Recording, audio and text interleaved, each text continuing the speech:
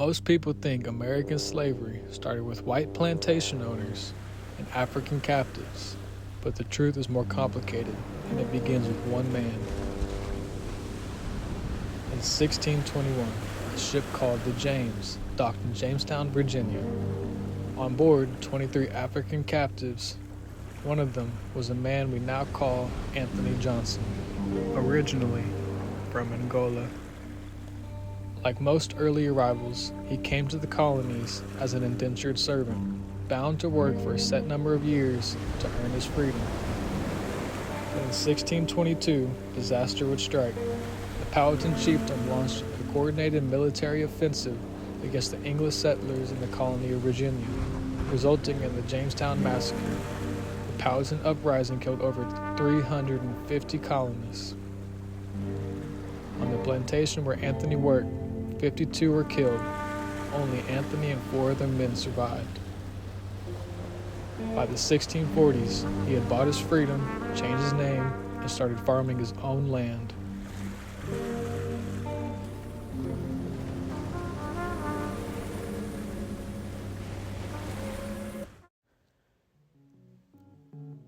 He now owned 250 acres, raised cattle, grew tobacco, and even imported his own indentured servants. He brings in 5 indentured servants, 1 black and 4 white, to work his land. He was prosperous for the time. His neighbors? Both black and white. This was the eastern shore of Virginia in the 1640s and 50s, a time and place where race wasn't yet the dividing line. Freedom and land were. But that was about to change because of a lawsuit.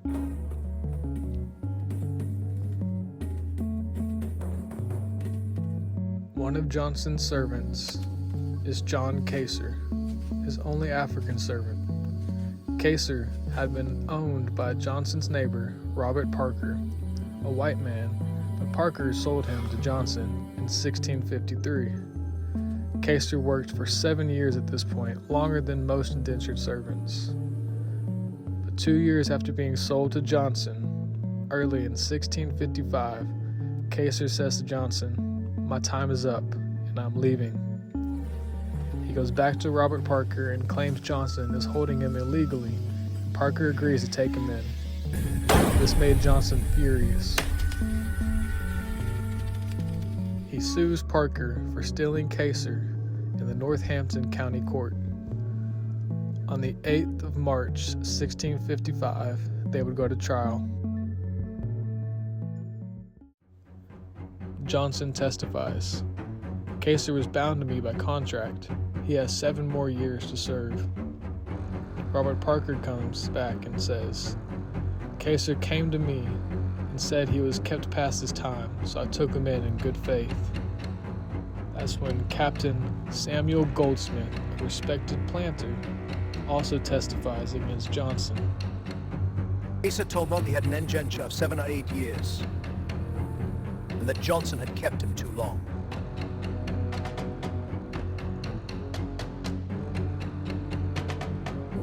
I even asked Johnson for the indenture.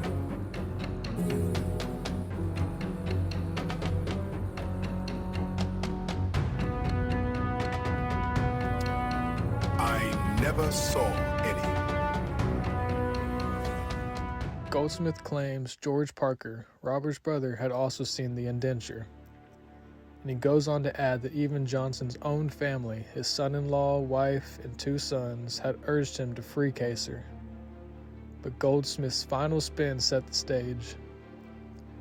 He says, "Johnson was in fear and desired to me to speak to the said servant to stay with him." This painted Johnson as a reasonable party trying to maintain order. The court rules for Johnson. The final ruling, written in the court order book. The court seriously considering, doth order that said John Kaser shall return to the service of his said master Anthony Johnson, and shall serve the master for the time of his natural life. This wasn't just a contract dispute. This was the first known legal case in the English colonies where a person was declared a slave for life, not by law, but by a court order. And the first slave owner, a black man. The slave, also black. Johnson's case didn't just create slavery, but it opened the door. Johnson now owns Kaser and went on to expand his farm to 555 acres by 1665. Later, Johnson himself would move to Maryland, where he leased a farm and died around 1670. His children, some would stay free, others were re-enslaved. Why? Because 1655 set a precedent. 7 years later, in 1662, the Virginia British colony passes a law: all children born of enslaved mothers shall be slaves. The Johnson-Kaser case wasn't the first step. It was the legal foundation for chattel slavery in English America. So who was the first legal slave owner in the Colonial Americas?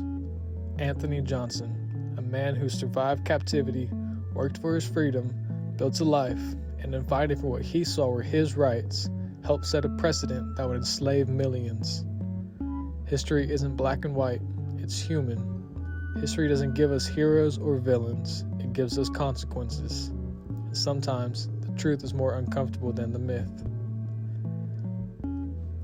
I would like to hear what you think. Was Johnson a victim of the system, or was he part of building it? As always, sources will be in the description. Thanks for watching. Hit that subscribe button, drop a like, and let me know what you think below. The truth isn't simple, but it's worth understanding.